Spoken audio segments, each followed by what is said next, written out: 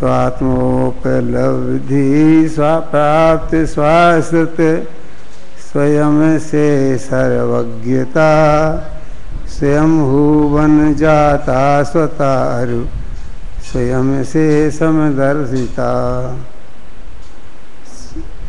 स्वतः होय भवितव्य सटकारक निज शक्ति से उलट रहा मंतव्य मिथ्यामति के योग से। ये दो दोहे हैं, दो छंद हैं।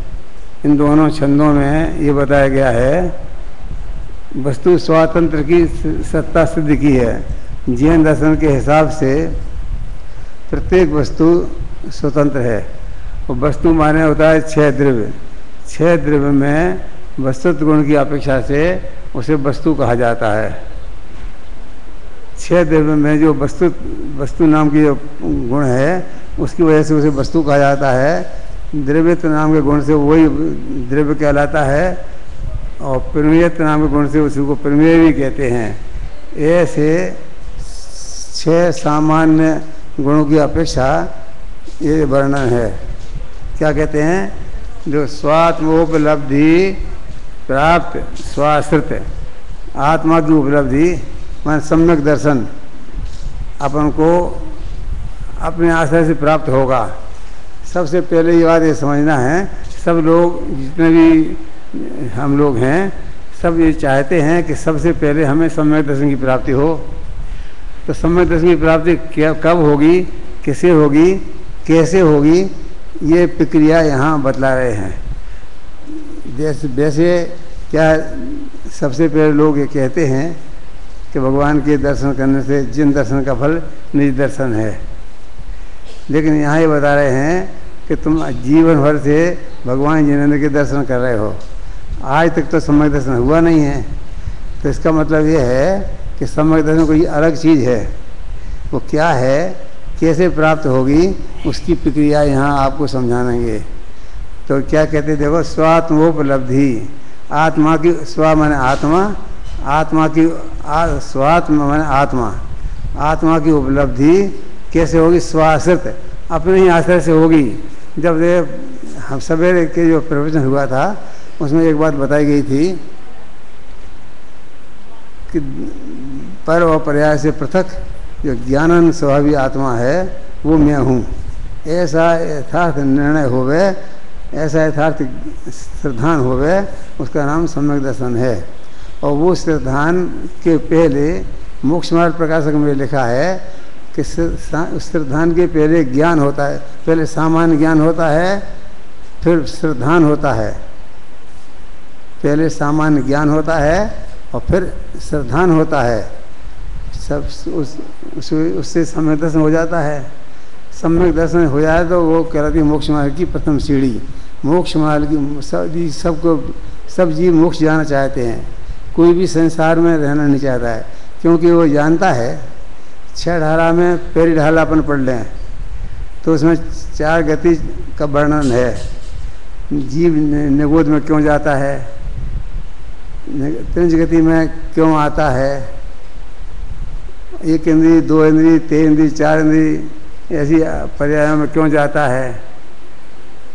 अब अपने यहाँ से मरण करके ये बात तो आप जानते हैं कि सभी जीवों को एक ना एक दिन मरना है। कोई अमर तो आया नहीं है। अमर माने देवता भी अमर नहीं है। सभी जीवों को मरना है और मर करके कौन कहाँ जाएगा ये इसका पता अपन को है नहीं। और ये सम्यक दर्शन की गारंटी है कि वो ये कहता है सम्यक दर्शन कि जो मुझे प्राप्त कर लेगा वो अल्पकाल में मोक्ष तो हो ही जाएगा उसको, लेकिन जब तक वो संसार में रहेगा तब तक भी वो अनंत अनुकूलताओं में रहेगा, प्रतिकूलताओं उसके सामने नहीं आएगी। ऐसा कहते हैं आचार्य तो कि दो चार भव में भी मोक्ष हो सकता है। कुछ लोग आपको समझाते होंगे कि 2000 सागर निकल गए, 30 पर्याय का काल कितना है? 2000 सागर। और 2000 सागर यदि निकल जाएंगे 30 पर्याय में तो गारंटी से अपन को स्थापन में जाना पड़ेगा, समझे। और स्थापन माने एक इंद्री, और एक इंद्री माने निगोद, इसका मतलब उनको एक इंद्रिय पर्याय में जाना पड़ेगा। मैं तो आपको निगोद का तो पता नहीं है अपन को कि निगोद कैसा होता है, लेकिन इतना तो आप जानते हैं कि जंगल में जो पेड़ पौधे खड़े हैं ये भी एक इंद्रिय हैं। अब 100 वर्ष तक कोई पेड़ एक इंद्रिय पर्याय में खड़ा रहे तो उसकी क्या पोजीशन होती है, कितनी धूप, कितनी सर्दी, कितनी उसकी प्रतिकूल परिस्थितियाँ होती हैं, ये आप हम सब देखते हैं। जंगल में खड़े हुए जो, हालांकि यहाँ शहरों में भी जो बगीचे लगे हुए हैं उन बगीचों में भी पेड़ पौधे हैं और घास फूस भी बहुत है। ये सब एक इंद्रिय पर्याय के जीव हैं। उन पर्याय में जाएंगे यदि अपन ने 2000 साल तक कुछ नहीं किया तो अपन को मर करके वहाँ जाना पड़ेगा, एक इंद्रिय पर्याय में जाना पड़ेगा, 2 इंद्रिय पर्याय में जाना पड़ेगा, 3 इंद्रिय पर्याय में चींटी वगैरह होना पड़ेगा, 4 इंद्रिय पर्याय में जाना पड़ेगा, असंगी पंचेंद्रिय पर्याय में जाना पड़ेगा। तो यहाँ से मरण करके कौन आदमी ये वहाँ जाना चाहता है? कोई नहीं जाना चाहता है ना। सभी चाहते हैं कि सबका अच्छी गति मिले। तो अच्छी गति कब मिलेगी? कि अच्छा काम करेंगे तो अच्छी गति मिलेगी ना। अच्छा काम क्या है? तो जगत में एक ही काम अच्छा है और कुछ नहीं है। अपने को जानो, अपने को पहचानो, अपने में जम जाओ, अपने में रम जाओ और परमात्मा बन जाओ। एक परमात्मा बनने की एक प्रक्रिया है। परमात्मा बनने का क्या उपाय है, ये बात यहाँ पर है। स्वात्मोपलब्धि, मैंने आत्मा की उपलब्धि कब होगी? जब आत्मा की उपलब्धि होगी तब सम्यक दर्शन होगा, और सम्यक दर्शन होगा तो वो स्वास्थ्य से होगा, पर के आश्रय से नहीं होगा। परमात्मा के आश्रय से भी सम्यक दर्शन नहीं होगा। क्या कहा कि परमात्मा का आश्रय लेंगे तो शुभ भाव होते हैं, पुण्य बन जाएगा, तो स्वर्ग आदि में एकाध भव में चले जाएंगे अपन, और वहाँ से आकर के फिर एक इंद्रिय पर्याय में चले जाएंगे। तय तय चय थावर्तन धरो, यूँ परिवर्तन पूरे करो। कहाँ? जो विमान वासी हु थाय और सम्यक दर्शन बिन दुख पाए। तय तय चय थावर्तन धरो, यूँ परिवर्तन पूरे करो। ये 6 ढाला में ये पंक्ति आती है नहीं कि यदि तुम विमानवासी, विमान स्वर्ग में विमानवासी देव हैं, वो सबसे उत्कृष्ट देव माने जाते हैं। 16 स्वर्ग है ना, 16 स्वर्ग में विमान जो स्वर्ग के देव रहते हैं वो सर्वोत्कृष्ट माने जाते हैं। तो विमानवासी भी हो जाओ और सम्यक दर्शन नहीं हुआ तो सम्यक दर्शन के बिना हम दुखी रहे। जो विमानवासी हु था है, क्या पढ़ना पूरा याद है किसी को? जो विमानवासी हु था है, सम्यक दर्शन बिन दुख पाए। और तय तय चय थावर्तन धरे, यूँ परिवर्तन। ये परिवर्तन पूरे करता है। 5 परावर्तन, दिव्य, क्षेत्र, काल, भाव और भव, ये 5 परावर्तन करता है।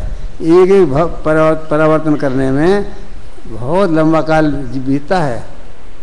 अब आपको क्या बताएं, उसका वर्णन हम करना नहीं चाहते हैं। आप इतना समझ लो कि बहुत लंबा काल है। वो 5 परावर्तन इस संसार में जीव को करने पड़ते हैं। किसको? मिथ्या दृष्टि को। जो विमानवासी होता है, सम्यक दर्शन बिन दुख पाए।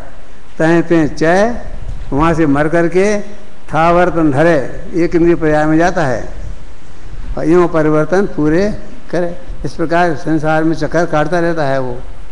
तो हम यहाँ से जाकर, कौन चाहता है कि हम बिना सम्यक दर्शन के मरें और 4 गति 84 लाख योनियों में भटकते फिरें?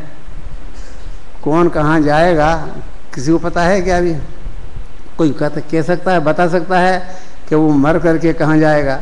जैन धर्म के हिसाब से इतना तो आप जानते ही हैं कि जैसे कर्म करेंगे उसके अनुसार अपन को फल मिलेगा। यदि अपन ने कुकर्म किए, हिंसा, झूठ, चोरी, कुशील और परिग्रह, ये 5 पाप हैं। 4 क्रोध, मान, माया और लोभ, ये 4 कसाएँ हैं। इसी प्रकार हमारा जीवन बीत गया। 5 पाप करते करते, 4 कसाएँ करते करते, मिथ्यात्व का सेवन करते करते यदि हमारा जीवन बीत गया तो हम मरण करके नियम से एक इंद्रिय पर्याय में जाके जन्म लेंगे। इतना तो आप जानते हैं कि मनुष्य जैन धर्म के हिसाब से ये जीव यहाँ से मरण करेगा तो कहीं ना कहीं तो जाएगा ही जाएगा। यदि माता के पेट में भी गया तो 9 महीने तक औंधा लटक के रहना पड़ेगा। 5 इंद्रिय हुआ, संगी पंचेंद्रिय पर्याय में गया तो माता के पेट में 9 महीने तक औंधा लटकेगा। पशु पर्याय में गया तो वहाँ भी 10-10 महीने तक औंधा लटकेगा। विचार करना, सोचना, थोड़ा शांति से विचार करना कि हम जैन दर्शन के हिसाब से हमारा कल्याण होने वाला नहीं है। कब तक? जब तक सम्यक दर्शन की प्राप्ति ना हो जाए तब तक। वो सम्यक दर्शन क्या चीज़ है इसको यहाँ पर ने बताया है कि स्वात्मोपलब्धि, स्व आत्मा की उपलब्धि का नाम है सम्यक दर्शन। स्वात्मोपलब्धि माने सम्यक दर्शन। तो सम्यक दर्शन की प्राप्ति कैसे होती है? तो स्वाश्रित, अपने आश्रय से होती है। स्वात्मोपलब्धि प्राप्त स्वाश्रित। स्वयं और सर्वज्ञता कैसे प्राप्त होती? सर्वज्ञता माने पूर्ण ज्ञान, केवल ज्ञान। तो केवल ज्ञान किसको होता है? जो तीर्थंकर भगवान हैं, जो सामान्य केवली भगवान हैं, उनको सर्वज्ञता माने पूर्ण ज्ञान। पूर्ण ज्ञान तक कब प्रकट होता है? तो पूर्ण वीतरागता होती तो पूर्ण ज्ञान प्रकट होता है। तो सर्वज्ञता कैसे प्रकट होगी, वीतरागता कैसे आएगी, ये अपन को सोचना पड़ेगा।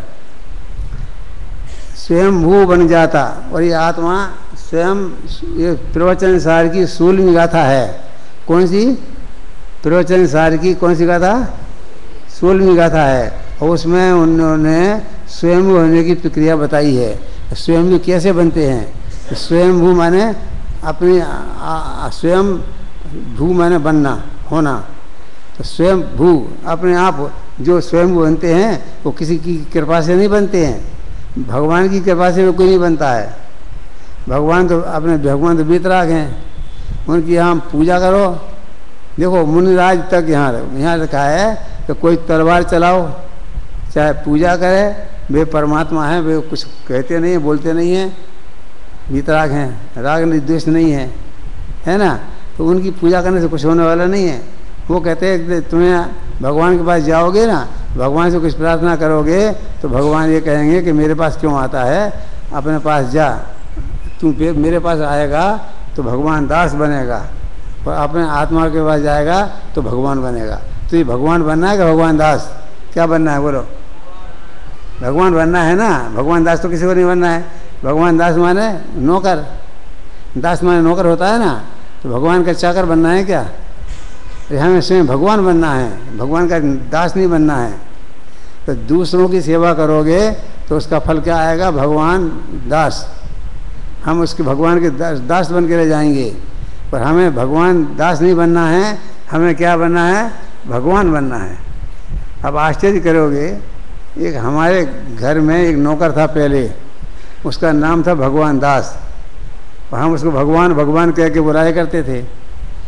तो एक बार वो बोला हमसे कि दादाजी एक बात करूं। मैंने कहो भैया।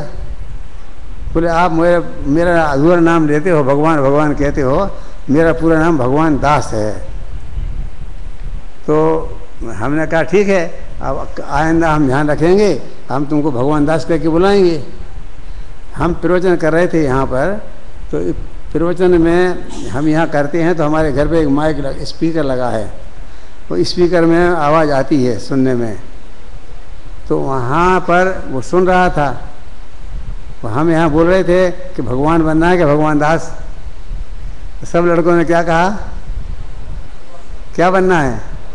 भगवान बनना है, सब ने कहा। तो वो बोला, वहाँ जब हम पहुँचे वापस तो बोला दादाजी एक बात कहूँ क्या? कि आए ना मुझे तुम भगवान कह के बुलाना, भगवान दास नहीं बोलना कहीं। क्या? मुझे भगवान दास नहीं बोलना, मुझे भगवान दास नहीं बनना है, मुझे तो भगवान बनना है। तो भगवान बनना है तो भगवान बनो। भगवान बनने की प्रक्रिया क्या है वो यहाँ समझा रहे। स्वयं मुँह बन जाता स्वतः, और स्वयं समदर्शता। समदर्शी माने सम्यक दृष्टि, समदर्शी हो जाता है। ऐसे तो सर्वज्ञ कई दूसरा नाम है समदर्शी। सम्यक दर्शन की अपेक्षा, दर्शन गुण की अपेक्षा समदर्शी कहते हैं। सम्यक ज्ञान की अपेक्षा, केवल ज्ञान की अपेक्षा सम्यक ज्ञान प्राप्त हो गया, केवल ज्ञान प्राप्त हो गया तो सर्वज्ञ हो गया वो। तो सर्वज्ञ और समदर्शी ये दो नाम हैं। ये दोनों नाम क्या हैं? पर्यायवाची हैं, एक दूसरे के पूरक हैं। जो समदर्शी बन गया वो सर्वज्ञ भी बन जाता है।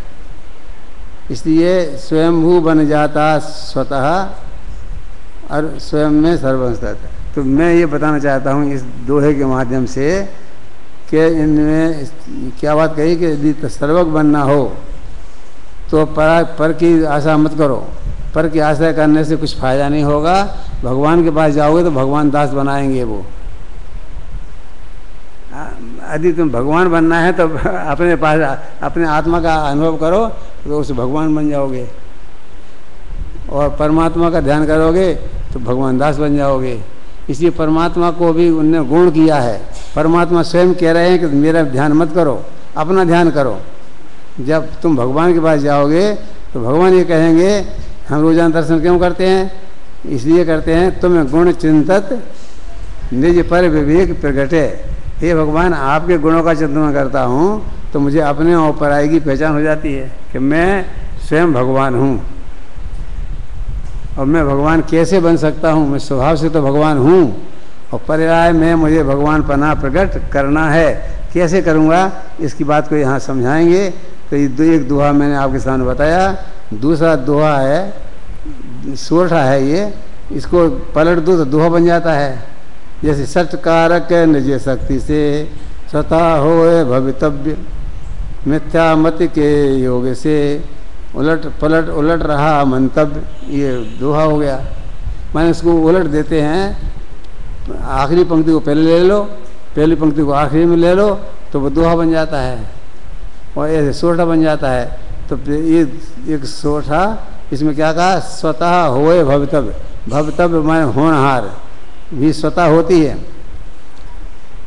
सट कारक जो 6 कारक अपन पढ़ रहे हैं ना, 6 कारक के स्वरूप को समझने से अपना भविष्य उज्ज्वल बन जाता है। ये 6 कारक सामान्य चीज़ नहीं है। 6 कारक समझ में आ जाएंगे। 6 कारक जानते आते हो। एक व्यवहार सटकारक होते हैं, एक निश्चय सटकारक होते हैं। पहले हम व्यवहार सटकारक की बात करेंगे और फिर निश्चय सटकारक की बात करेंगे। तो व्यवहार सटकारक क्या चीज़ है? कर्ता, कर्म, करण, संप्रदान, अपादान और अधिकरण। इसमें दो जैसे तो विभक्तियाँ 8 होती हैं, संबंध और संबोधन। संबंध पर के साथ जोड़ता है और संबोधन पर को किया जाता है। इसलिए अध्यात्म में 6 कारक होते हैं। अध्यात्म में कितने कारक होते हैं? 6। और व्यवहार में कितने कारक होते हैं? 8। तो जैसे वृक्षः तिष्ठति कानने कुसुमिते, वृक्षं लता संसृता, वृक्षेण विहते निशाचर्चम्, वृक्षाय देयं जलम, वृक्षात् पतन्ति पत्राणि, वृक्षस्य शाखोन्नतः, वृक्षे पुष्पन्ति पुष्पाणि, हे वृक्षः किं कंपसे। ये 8 विभक्तियाँ हैं।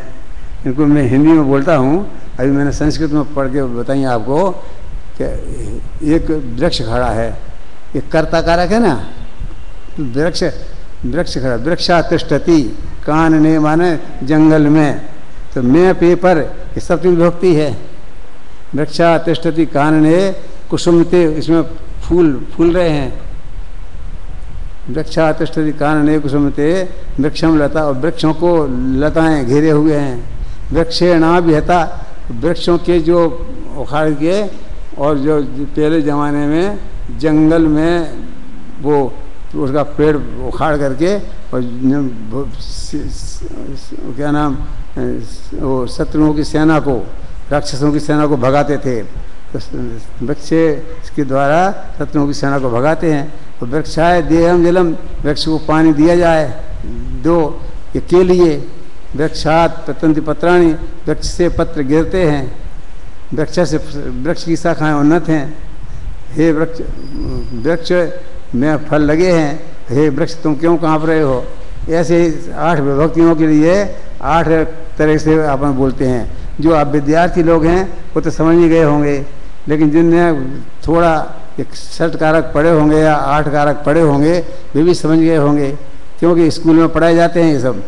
क्या 6 कारक 8 कारक भी स्कूलों में भी पढ़ाए जाते हैं। अपन जैन धर्म में तो पढ़ते ही हैं, लेकिन स्कूलों में भी पढ़ाए जाते हैं, क्योंकि व्याकरण का विषय है ना ये।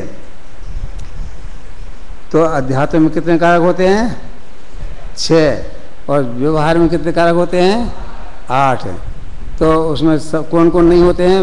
निश्चय में संबंध और संबोधन, क्योंकि ये पर से जोड़ते हैं। और 6 कारक हैं वो आत्मा से संबंध रखते सीधा। 6 कारक तो आत्मा से संबंध रखते हैं और 2 कारक पर से जोड़ते हैं। इसलिए अध्यात्म में कितने कारक होते हैं? 6 कारक होते हैं।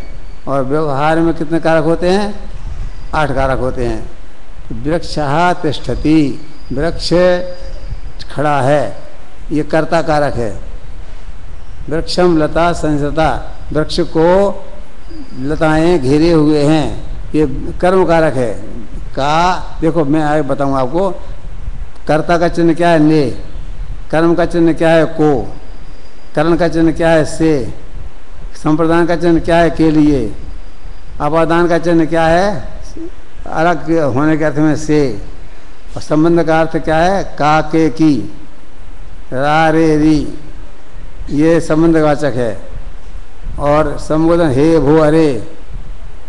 और सप्तमी विभक्ति होती है मैं पे पर।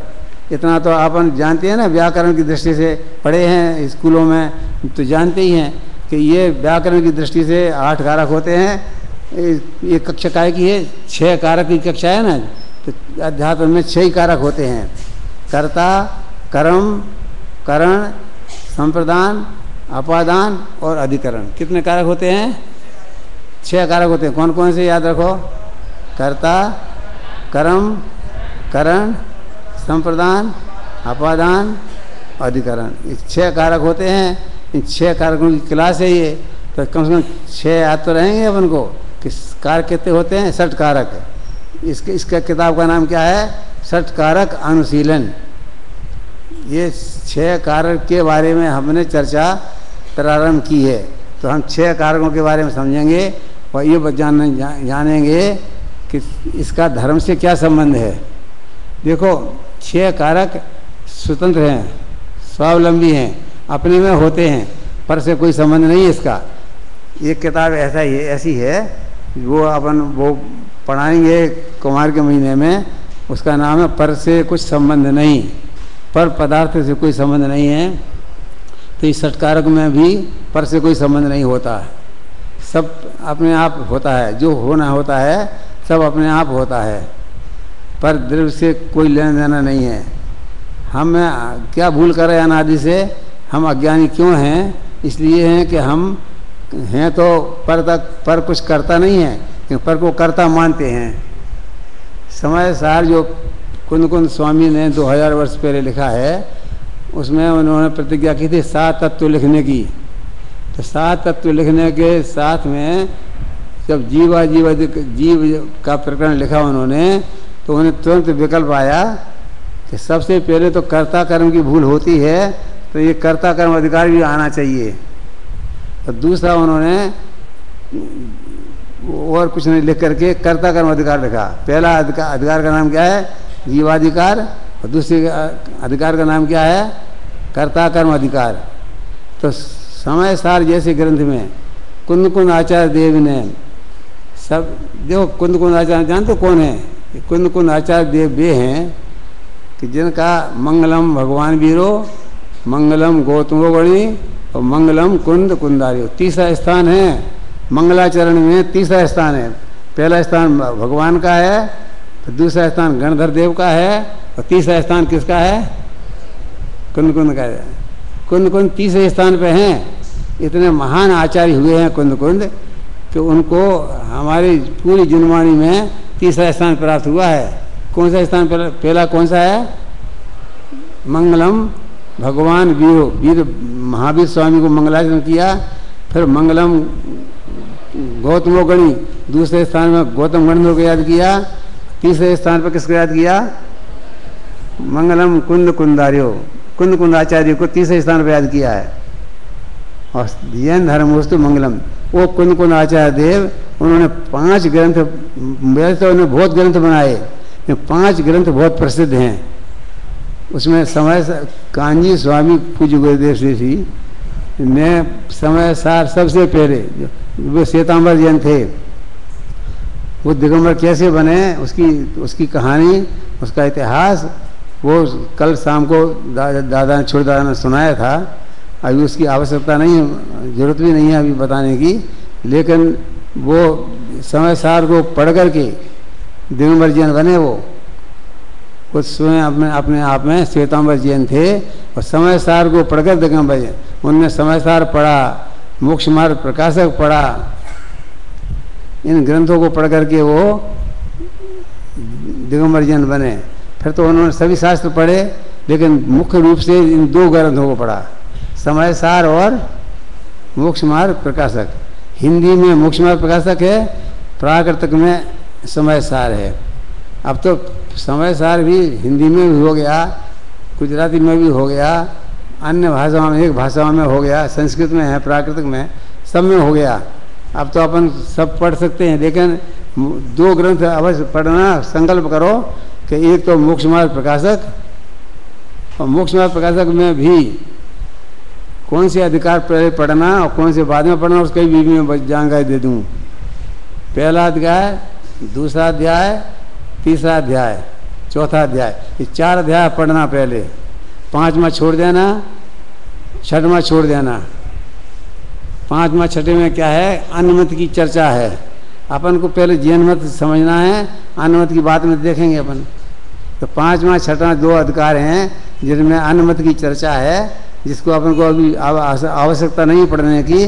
पहला पढ़ो, दूसरा पढ़ो, तीसरा पढ़ो और चौथा पढ़ो, 4 अधिकार पढ़ो, और फिर 7वां, 8वां और 9वां, ये 3 अधिकार और बचते हैं।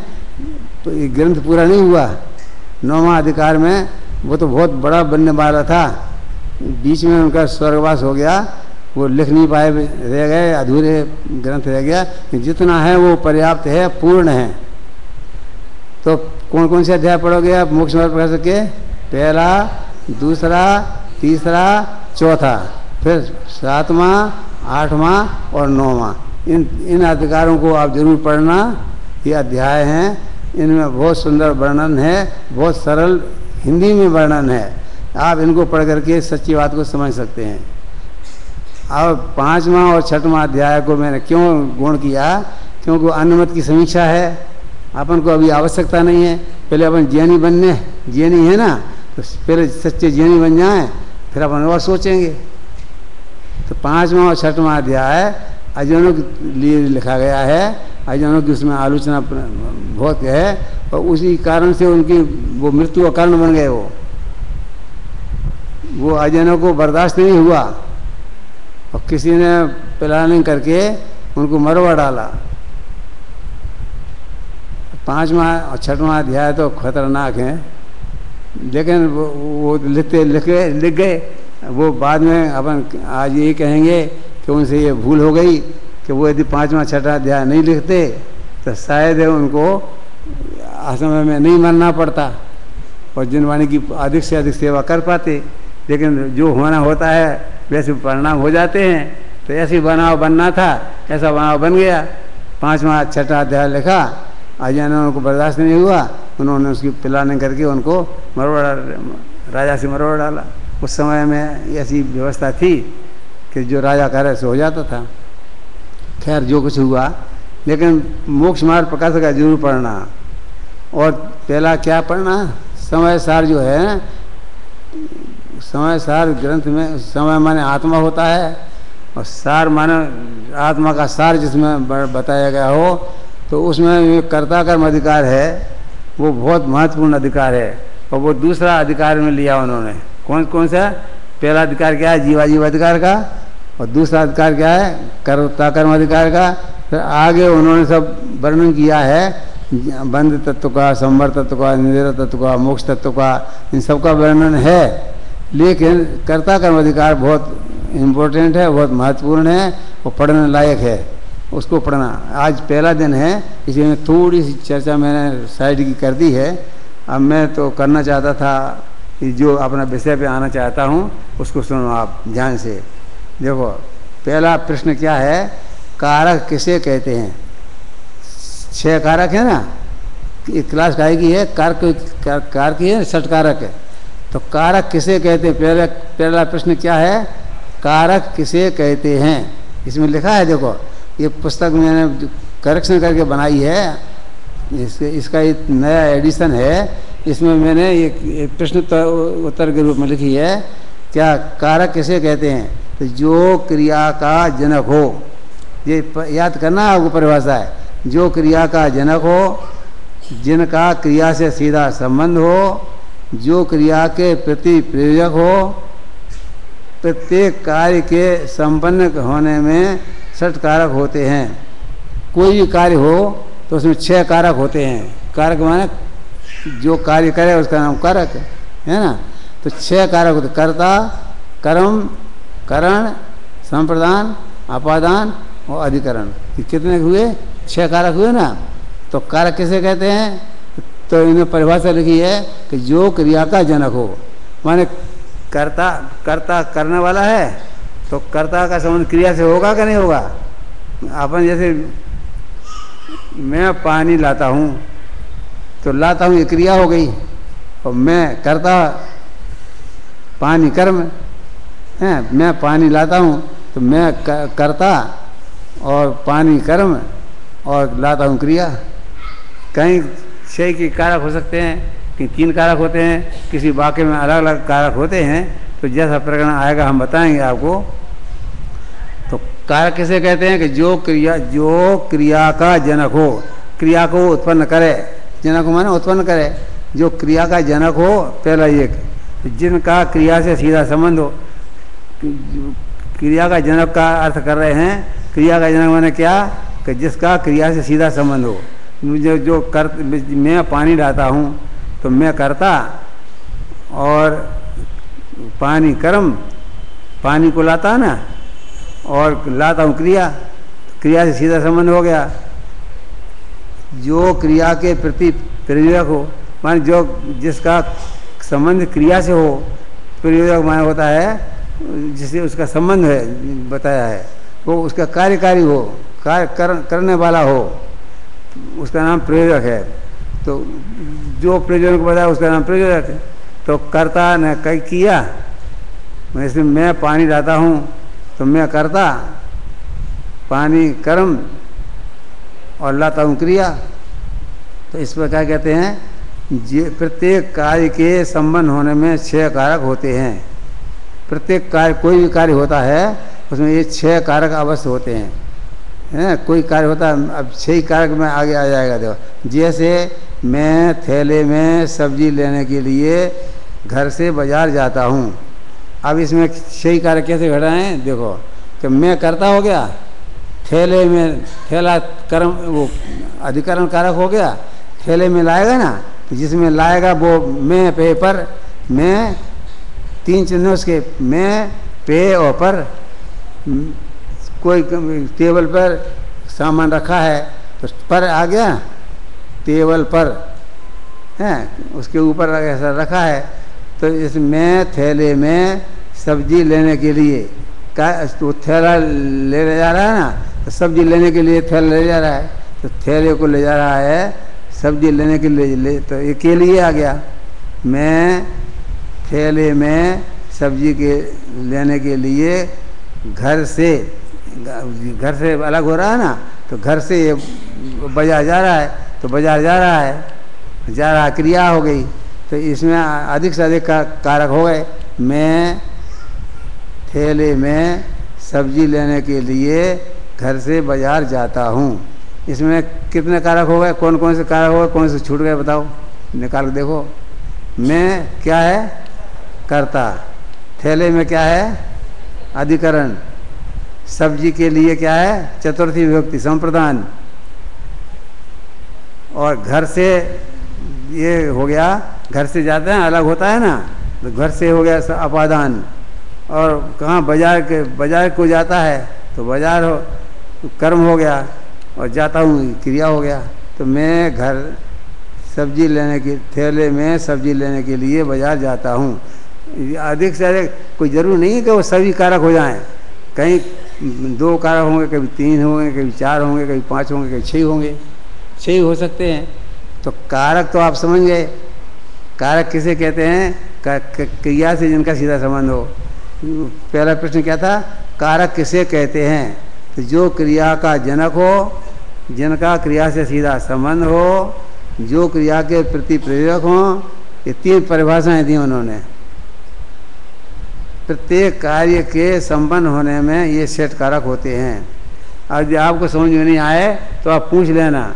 ये क्लास है, इसमें पूछने की सुविधा है। जो क्लास होती है ना, प्रवचन होते हैं तो उसमें एक तरफ से बोलते जाते हैं। क्लास होती है तो उसमें विद्यार्थियों को पूछने का अधिकार है। तो आप चाहें कोई बात समझ में नहीं आए तो पूछ सकते हैं, पूछ लेना आप, समझे नहीं? तो इसमें आपको षट कारक के क्या क्या प्रयोजन हैं। दूसरा प्रश्न क्या है कि षट कारक हैं, 6 कारक हैं। कारक कितने हैं? 6 कारक हैं। तो 6 कारक के क्या क्या प्रयोजन हैं, क्या क्या कार्य हैं? 6 कारक करते क्या हैं? तो कर्ता ने कर्म को करण से, संप्रदान के लिए, अपादान अलग होने के अर्थ में से, और संबंध का के नहीं, संबंध नहीं, अधिकरण का में पेपर, ये 6 कारक है ना। 2 हटा दिए। कौन कौन से 2 हटाए? संबंध और संबोधन। संबोधन हे वो अरे के पर से होता है और संबंध पर से जोड़ता है। उसने ऐसा किया, उसके लिए, है ना। तो ये संबंध कारक है। संबंध कारक पर से पर का काम। ये पुस्तक किसकी है? तो पुस्तक मेरी। रा रे री और का के की, ये चिन्ह है काय के? संबंध के। रा रे री का के की, ये चिन्ह है संबंध के। तो संबंध हटा दिया और संबोधन हटा दिया, 6 कारक रह गए, समझे नहीं? अब देखो कारक कितने होते हैं? 6 होते हैं। तो 2 प्रश्न हो गए। पहला क्या था? कारक किसे कहते हैं? तो किसे कहते हैं कारक? कौन बताएगा? चलो बताओ, बोलो, तुम बोलो, देख के बोलो आज। हाँ, जो क्रिया का जनक हो, हाँ,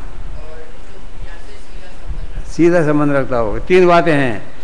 जो क्रिया से सीधा संबंध रखता हो, जो क्रिया का जनक हो, और जो क्रिया का प्रेरक हो। ये 3 बातें जिसमें हो उसको क्या कहते हैं? कारक। ठीक है ना? बैठ जाओ। प्रत्येक लोग याद रखना, बहुत शांति से अपन पढ़ेंगे, जितना हो जाएगा उतना अच्छा है। वो तो पूरी किताब हो नहीं सकती है, 8 दिन में 10 दिन में जितना होगा उतना हो जाएगा, लेकिन जितना मूल विषय तो ख्याल में आ जाएगा। तो कारक 6 होते हैं। कितने होते हैं कारक? 6 होते हैं। कर्ता, कर्म, करण, संप्रदान, अपादान, अधिकरण, ये 6 कारक होते हैं। और कारक किसे कहते हैं ये बता दिया। कारक कितने होते हैं ये बता दिया। आप देखिए कारक का प्रयोजन कौन? प्रयोजक माने बताने वाला। तो बस जो लिखा उत्तर क्या है? वस्तु स्वतंत्र के में क्या क्या चीज़ें हैं, इसमें क्या क्या बातें आई। सबसे पहले तो ये बताना है कि वस्तु स्वातंत्र का उद्घोषक कौन? ये जो कारक हैं ये बताते हैं कि प्रत्येक वस्तु क्यों कहते हैं उसको? उसमें वस्तुत्व नाम का गुण है ना। किसमें? द्रव्य में। द्रव्य कितने हैं? 6 द्रव्य हैं, जानते हो? कितने द्रव्य हैं? 6 द्रव्य हैं। 6 जीव, पुद्गल, धर्म, अधर्म, आकाश और काल, 6 द्रव्य हैं। तो 6 द्रव्य में तो इसको कहते हैं कि वस्तु। 6 द्रव्य को नाम, ये क्या नाम है? वस्तु। 6 द्रव्य का नाम क्या है? वस्तु। तो वस्तु स्वातंत्र के उद्घोषक है, माने वस्तु की स्वतंत्रता बताते हैं। ये 6 कारक क्या बताते हैं? आपको आश्चर्य होगा इस बात को सुनकर के, क्योंकि कहीं सुनने को नहीं मिलेगी ये बात। जैन धर्म के हिसाब से जो अध्यात्म कहता है जिससे कान्जी स्वामी प्रभावित हुए थे। जैन दर्शन का सबसे बड़ा सिद्धांत है वस्तु स्वातंत्र। प्रत्येक वस्तु स्वतंत्र है, वो कोई किसी का करता हरता धरता नहीं है। देखो मैं एक बात बताना चाहता हूँ आपको, न्याय शास्त्र में आप पढ़ेंगे, जो पढ़ेंगे वो उनकी बात कर रहा हूँ। न्याय शास्त्र में 4 अभाव आते हैं, प्राग भाव, प्रध्वंसा भाव, अन्योन्या भाव और अत्यंता भाव। अब मैं आपको सामने केवल अत्यंता भाव की चर्चा कर रहा हूँ। अत्यंता भाव माने 2 द्रव्यों के बीच में अत्यंत अभाव होता है। प्रत्येक द्रव्य स्वतंत्रता के अर्थ में बता रहा हूँ। प्रत्येक द्रव्य स्वतंत्र क्यों है? क्योंकि 2 द्रव्यों के बीच में कौन सा अभाव है? अत्यंता भाव है।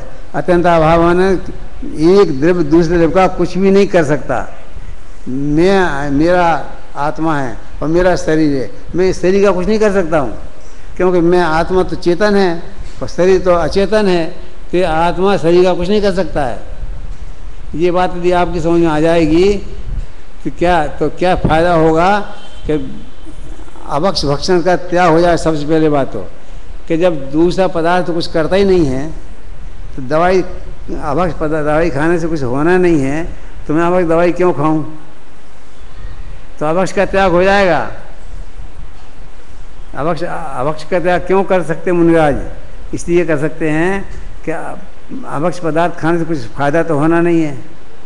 क्यों? 2 द्रव्य है ना, वो एक वस्तु, एक शरीर, और एक वो 2 पुद्गल द्रव्य हैं, वो भी अत्यंत, दोनों में अत्यंत अभाव है। 2 पुद्गल द्रव्य में अत्यंत अभाव है। जीव और पुद्गल में तो अत्यंत अभाव है ही, धर्म में तो अत्यंत अभाव है ही, आकाश द्रव्य में काल द्रव्य में तो अत्यंत अभाव है ही, लेकिन 2 पुद्गल के द्रव्यों में भी अत्यंत अभाव है। 4 अभाव है ना, प्राग भाव, प्रध्वंसा भाव, अन्योन्या भाव और अत्यंता भाव। 4 अभाव हैं। न्याय शास्त्र के अकलंग देव ने लिखे हैं। 4 अभाव का प्रकरण किसने लिखा है? अकलंग देव, बहुत बड़े आचार्य हुए हैं अकलंग देव, राजवाटिक वन ने बनाया। उनने ये लिखा है कि 4 अभाव का प्रकरण। 4 अभाव में प्राग भाव, इनकी परिभाषा मैं अलग पढ़ाऊंगा, जब बताऊंगा बता दूंगा। अभी आपको केवल एक बात बताइए, अत्यंत अभाव। अत्यंत अभाव माने एक द्रव्य का दूसरे द्रव्य में अत्यंत अभाव होता है। कौन सा अभाव होता है? अत्यंत अभाव होता है। माने एक द्रव्य दूसरे द्रव्य का कुछ भी नहीं कर सकता है। तो जीव का जब पुद्गल कुछ नहीं कर सकता है, पुद्गल का जीव कुछ नहीं कर सकता है, तो कुछ कर ही नहीं सकता है, तो अभक्ष पदार्थ खाने का भाव क्यों आया? क्योंकि आप ये कह सकते हो कि भक्ष्य क्यों आया कि एक कर्ता कर्म संबंध होता है, एक निमित्त निमित्त संबंध होता है। कर्ता कर्म संबंध एक द्रव्य में होता है, निमित्त संबंध 2 द्रव्यों में होता है। निमित्त संबंध 2 द्रव्यों में होता है। 2 शरीर में और आत्मा में निमित्त संबंध है। तो यदि आपको खाने का विकल्प आ जाता है तो आप भक्ष्य पदार्थ खा लो, कम से कम भक्ष्य का त्याग करो। जो पदार्थ खाने लायक नहीं है, जैसे मध्य मास मधु है, 5 नंबर फल हैं, जिनके खाने से त्रिजीव घात होता है, उनका तो त्याग कर दें अपन, तो उनका त्याग हो जाएगा। किनको? जो जिनको ये ज्ञान हो जाएगा कि एक द्रव्य दूसरे द्रव्य का कुछ करता नहीं है, तो कम से कम निमित्त संबंध से विचार कर लो, तो भक्ष्य पदार्थ का कर लो, खा लो। भोजन करते ही हैं, कर लेते हैं अपन, इसमें निमित्त संबंध है, कर्ता कर्म संबंध नहीं है। जब कर्ता कर्म संबंध नहीं है तो अभक्ष्य पदार्थ क्यों खाए जीवन? तो कोई अभक्ष्य पदार्थ नहीं खाएगा। ये समझने का ये फायदा होगा। अब क्या कह रहे देखो, वस्तु स्वातंत्र का मैं ये समझा रहा था आपको कि वस्तु स्वातंत्र का उद्बोधक कौन? ये 6 कारक है ना, तो ये 6 कारक कैसे हैं कि वस्तु स्वातंत्र के उद्बोधक हैं, एक बात। और वीतरागता के हेतु हैं। इनको पढ़ेंगे अपन तो अपन को वीतरागता की प्राप्ति हो जाएगी। वीतरागता की प्राप्ति हो जाएगी माने अपन वीतराग सर्वज्ञ हितंकर, भगवान वीतराग हैं, सर्वज्ञ हैं, और हित का उपदेश देते हैं, है ना। तो वीतराग हो जाओगे माने आप भगवान बन जाओगे। क्या बन जाओगे? इसमें क्या है, वीतरागता का हेतु है वो कौन, षट कारक प्रकरण किसका हेतु है, वीतरागता का हेतु है। जो षट कारक को समझ जाएगा तो कर्ता कर्म अधिकार को समझ जाएगा तो वो वीतराग हो जाएगा, भविष्य चल करके भगवान बन जाएगा इतना। और कार्य कारण व्यवस्था का ज्ञापक, इसमें ज्ञायक शब्द लिखा है ना, ज्ञायक नहीं वो ज्ञापक है, उसको ठीक कर लो, ज्ञापक है। क्या है, कारण कार्य व्यवस्था के का ज्ञापक है, बताने, ज्ञापक माने बताने वाला। वो कारण क्या है और कार्य क्या है इसका बताने वाला है, वो ज्ञापक है। इसमें क्या लिख दिया, गलती से क्या हो गया, ज्ञापक की जगह उसने पढ़ने वाले ने ज्ञायक पढ़ लिया, पाप को या पढ़ लिया। और इतनी छोटी भूल तो हो जाना कोई बड़ी बात नहीं है। इस छपने में भूल क्या हो गई है क्या होना चाहिए था, ज्ञापक, और क्या बन गया, ज्ञायक। ज्ञायक माने जानने वाला होता है, व्यापक माने बताने वाला होता है। तो जानने वाला नहीं है, वो बताने वाला है। ज्ञापक माने बताने वाला। तो कार्य कारण का की व्यवस्था को बताता है वो। तो कारण कार्य, यद्यपि आपको पहला दिन है थोड़ी कठिन लग सकता है क्योंकि शास्त्रीय शब्दों का प्रयोग हो रहा है, लेकिन आपको धीरे धीरे मैं कोशिश ये करूँगा कि वो सरलता ही समझ में आ जाए आपके। आप घबराना नहीं, एक आध दिन को सुन करके ये परेशान नहीं होना कि तो कठिन विषय है, हमारी समझ में नहीं आएगा। लेकिन समझना तो पड़ेगा, यही अपन मनुष्य भाव प्राप्त किया है। मनुष्य भाव में ये बात नहीं समझेंगे तो कब समझेंगे, पशु पर्याय में तो समझ नहीं सकते। देव पर्याय में भोगों की मुख्यता रहती है, वहाँ पर कोई किताबें नहीं होती हैं, कोई पुस्तक नहीं होते हैं, कोई शास्त्र नहीं होते हैं। देव पर्याय में तो भोगों की मुख्यता रहती है। और नारक पर्याय में मारपीट के मारे फुर्सत नहीं मिलती है। त्रिंश पर्याय में कोई पशु हो गया, एक इंद्रिय दो इंद्रिय हो गया, वहाँ समझने की ताकत नहीं है। एक बात मात्र मनुष्य है जो समझ सकता है, इसलिए समझने की कोशिश तो आपको इसी भव में करनी पड़ेगी, है ना। और इसके लिए आपको अच्छी उम्र मिले, आप 70-100 साल तक जिए और अच्छी तरह समझ जाएं, ये बहुत बढ़िया बात है। वो हम लोग धन्यवाद देते हैं लोगों को कि जो लड़के यहाँ आ गए हैं उनकी आजीविका तो बढ़िया बनेगी, क्योंकि यहाँ राजस्थान में सबसे पहली सर्विस हमारे विद्यार्थियों को मिलती है, गवर्नमेंट देती है। इसलिए सर्विस की तो कोई फिक्र करना नहीं है। आप जो जिस यहाँ पढ़ रहा है पढ़ो, साथ में जो तत्व ज्ञान हो जाएगा वो एक्स्ट्रा फायदा हो जाएगा। और जो आपको लौकिक लाभ मिलना है वो तो मिले ही जाएगा। आज भी आजीविका तो सुरक्षित है ही, साथ साथ में आपको तत्व ज्ञान भी मिलेगा। इसलिए कहते देखो, वीतरागता के हेतु है और कार्य कारण व्यवस्था ज्ञापक है, और क्या स्वात्मोपलब्धि का हेतु है। आत्मा की उपलब्धि हो जाएगी, आत्मा प्राप्त हो जाएगा, माने सम्यक दर्शन हो जाएगा आपको। स्वात्मोपलब्धि माने आत्मा की प्राप्ति हो जाएगी, यानी सम्यक दर्शन हो जाएगा। सम्यक दर्शन माने मोक्ष महल की प्रथम सीढ़ी, या बिन ज्ञान चरित्रा सम्यकता न लय सुदर्शन धारो भव्य पवित्रा। ये किसने लिखा है, दौलतराम जी ने कहा है। दौलतराम जी बहुत महान धार्मिक व्यक्ति हुए हैं, और यहीं उत्तर प्रदेश में सासनी गांव है, सासनी में पैदा हुए थे वो, ये दौलतराम जी। सासनी गांव पास ही में है, कोई ज़्यादा दूर नहीं है। मथुरा से आगे जाते हैं तो सासनी पड़ता है, तो वहाँ सासनी गांव में पैदा हुए थे।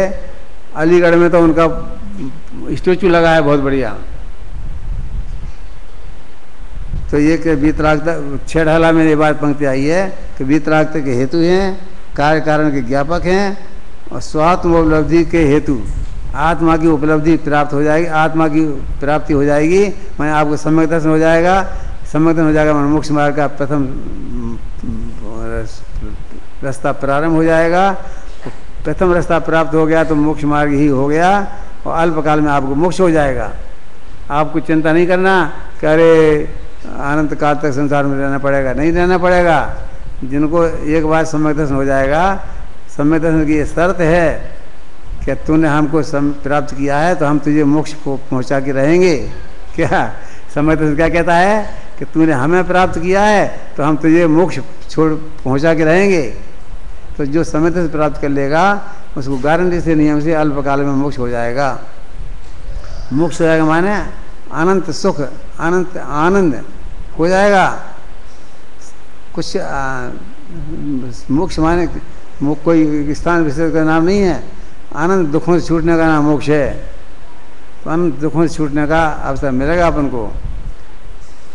और स्वावलंबन का द्योतक है। स्वावलंबन माने ये जो सब काम जो होना है वो आत्मा के अवलंबन से होना है। पर के पराधीनता की आवश्यकता नहीं है। कोई पराधीन कुछ भी नहीं है, सब स्वाधीन है, स्वावलंबन से होगा, ये कह रहे हैं। देखो अब अगला प्रश्न है, तीसरा प्रश्न है। आज अपन 3 ही प्रश्न पढ़ेंगे। देखो तीसरा, षट कारक कहाँ होते हैं और अज्ञानी कहाँ खोजता है। अज्ञानी भाई यहाँ पर कोई और अज्ञान से मतलब नहीं है। यहाँ तो जो तत्व ज्ञान जानता है वो ज्ञानी, और जो तत्व ज्ञान नहीं जानता है वो अज्ञानी। समझे? जो तत्व ज्ञानी है वो ज्ञानी, और जो तत्व ज्ञानी नहीं है वो अज्ञानी। तो ये कहते हैं कि षट कारक कहाँ होते हैं, 6 कारक कहाँ होते हैं। 6 कारक कौन कौन से बता देंगे आप? बताएं कोई 6 कारक कौन कौन से होते हैं भैया, बताना जरा, याद रखना। 6 कर्ता, कर्म, करण, संप्रदान, अपादान, 6 कारक है ना।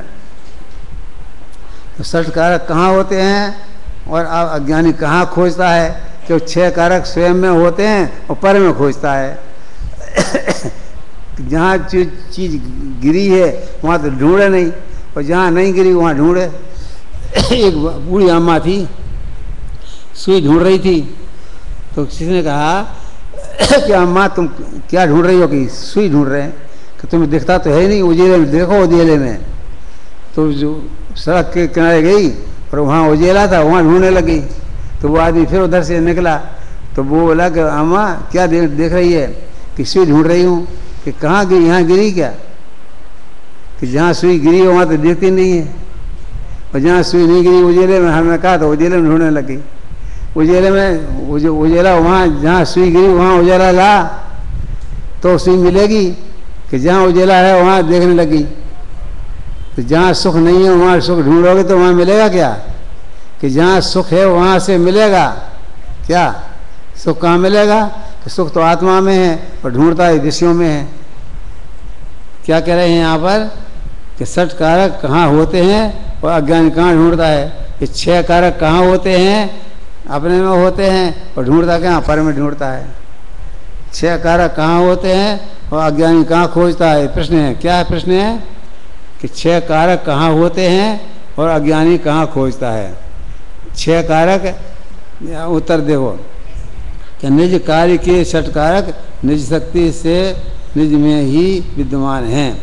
अपने से 6 कारक अपने में विद्यमान हैं। इसमें अपन को पर में नहीं जाना है।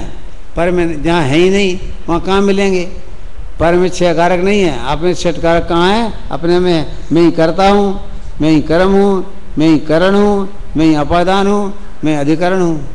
6 कारक मुझ में ही हैं। क्या? कि निज कार्य के षट कारक निज शक्ति से निज में ही विद्यमान हैं। विद्यमान षट कारक पर में खोजता है। यही मिथ्या मान्यता राग द्वेष की जनक है। जहाँ नहीं है वहाँ खोजता है। इससे राग द्वेष पैदा होता है। क्या? जहाँ है वहाँ तो खोजता नहीं है, और जहाँ नहीं है वहाँ खोजता है। जहाँ नहीं है वहाँ खोजेगा तो राग द्वेष पैदा हो जाएगा। जहाँ सुख है वहाँ तो ढूंढता नहीं है, और जहाँ सुख नहीं वहाँ ढूंढता है। तो राग द्वेष की जनक है वो। अतः कारकों का परमार्थ स्वरूप एवं उनका कार्य कारण संबंध समझना अति आवश्यक है। ये कार्य कारण संबंध क्यों समझना है? कि इसके बिना स्वरूप समझ में नहीं आएगा। ये 6 कारक अपने में होते हैं और ये पर में ढूंढता है। अविनाभाव संबंध। अविनाभाव किसे कहते हैं? इसको समझाते हैं। अविनाभाव माने जिसके बिना जो कार्य न हो उसको कहते हैं अविनाभाव। अविनाभाव माने जिसके बिना जो कार्य न हो उसका नाम है अविनाभाव। बिना माने बिना रहित, अविना माने बिना, उसके बगैर न हो। जो काम किसी के बगैर ना हो उसका नाम है अविनाभाव। अविनाभाव क्या भाषा है? अविनाभाव वश माने अपना भाव के बस माने काम तो उसी से होगा, जिससे होना उसी से होता है। तो अविनाभाव बस माने जिसके बिना जो काम ना हो उसका नाम अविनाभाव। अविनाभाव की परिभाषा याद कर लो। अविनाभाव किसे कहते हैं? जिसके बिना जो कार्य ना हो उसका नाम क्या है? अविनाभाव। तो अविनाभाव बस जो बाह्य वस्तुओं में कारकपन का व्यवहार होता है वह वस्तुतः अभूतार्थ है। कहते वास्तव में काम तो स्वयं से होना है। अविनाभाव बस निमित्त निमित्त संबंध ऐसा है कि वो जब काम होना है, जैसे मान लो पानी गर्म करना है तो आग जलानी पड़ेगी, तो आग का और पानी का अविनाभाव संबंध है। क्या संबंध है? अविनाभाव संबंध है। माने बिना आग के पानी गर्म नहीं होगा, उसका नाम है अविनाभाव संबंध। अविनाभाव माने जिसके बिना जो काम ना हो उसका नाम है अविनाभाव। आग के बिना पानी गर्म नहीं होगा। तो आग का और पानी का कौन सा भाव है? अविनाभाव संबंध है। कौन सा संबंध है? अविनाभाव। क्यों है? क्योंकि वो उसके बिना काम नहीं होगा। जब पानी गर्म करना चाहोगे तो आग को देखना ही पड़ेगा। आग का और पानी का, आग ने पानी गर्म नहीं किया, पानी में गर्म होने की योग्यता थी, आग में गर्म करने की योग्यता थी। अपनी अपनी योग्यता से काम हुआ है। ऐसा है कि यदि आग से गर्म होता हो तो भोड़ल है ना, भोड़ल जानते हो? ये जिसकी राखी बनती है, अभ्रक, अभ्रक कहते भोड़ल को। यहाँ पर बिहार में भोड़क की खदानें हैं बहुत। और ये अपना इंजन बनता है ना, रेलगाड़ी का इंजन बनता है, उसमें भोड़ल जलता है, उससे वो लोहा पिघलता नहीं है। यदि मैं बताना चाहता हूँ कि यदि आग पानी को गर्म करती हो तो भोड़ल को क्यों नहीं जलाती फिर? कि जो जलता है उसे जलाती है, जो जलता ही नहीं है उसे क्या जलाए? समझे? भोड़ल को नहीं जला सकती है तो नहीं जलाती है, और किसी को कपड़े को जला सकती है तो जला देती है। तो उसमें जलने की योग्यता होनी चाहिए और उसमें जलाने की योग्यता होनी चाहिए। तो आग में क्या योग्यता है? जलाने की, गर्म करने की योग्यता है। और पानी में क्या है? गर्म होने की योग्यता है। गर्म होने की योग्यता ना हो उसे कोई गर्म कर नहीं सकता। भोड़ल में गर्म होने की योग्यता नहीं है तो उसे आग गर्म नहीं कर पाती है, वो गर्म नहीं होता है। इंजन बनता है बड़े बड़े और कितनी आग जलती है उसमें, वो पिघलता नहीं है। तो क्या कह रहे हैं? अविनाभाव संबंध समझ आ गया? जिसके बिना जो काम ना हो उसका नाम है अविनाभाव। तो अविनाभाव बस जो बाह्य वस्तुओं में कारकपन का व्यवहार होता है वह वस्तुतः अभूतार्थ है। वो वास्तव में सही नहीं है कि वस्तुतः अभूतार्थ है, माने वास्तव में सही नहीं है। संबंध है, निमित्त निमित्त संबंध है, कर्ता कर्म संबंध नहीं है। कर्ता कर्म संबंध एक ही द्रव्य में होता है और निमित्त निमित्त संबंध नियम से दो द्रव्य में होता है। ये याद रखना। क्या आप लोगों को मैं इसलिए कठिन विषय ले रहा हूँ कि आप थोड़ा बहुत तो जानते ही है ना, तो यहाँ वहाँ की बातों में जानने कोई फायदा नहीं है। क्या निमित्त निमित्त संबंध और कर्ता कर्म संबंध? कर्ता कर्म संबंध कहाँ होता है? एक ही द्रव्य में कर्ता कर्म संबंध होता है, वही कर्ता है और वही कर्म है। और दो द्रव्यों में निमित्त निमित्त संबंध होता है। कौन सा संबंध होता है?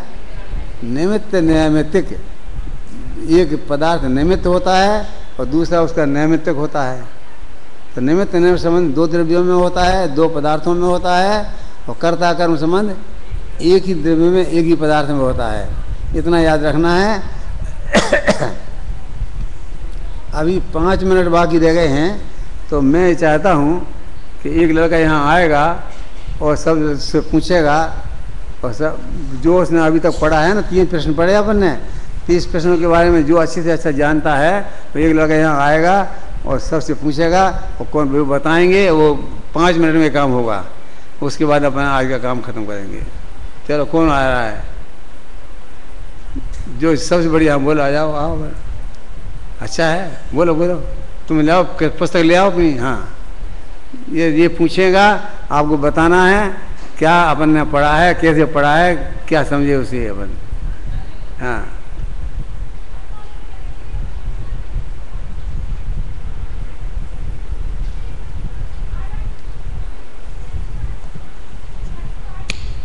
अभी हम सभी ने आदरणीय बड़े दादा के माध्यम से षट कारक विषय के ऊपर व्याख्यान सुना। उसमें से 3 प्रश्न, एक प्रश्न छात्र वर्ग की ओर रहेगा, एक प्रश्न पुरुष वर्ग की ओर रहेगा और एक प्रश्न महिला वर्ग की ओर जाएगा। आज की जो मुख्य चर्चा चल रही थी वो षट कारक के विषय पर चल रही थी कि षट कारक आखिर है क्या। तो उसमें बताया था कि षट कारक जो है वे स्वतंत्र हैं और स्वतंत्र अर्थात स्वानुभूति के लक्षण है, और स्वानुभूति यदि जीव को हो जाएगी तो उसको मोक्ष में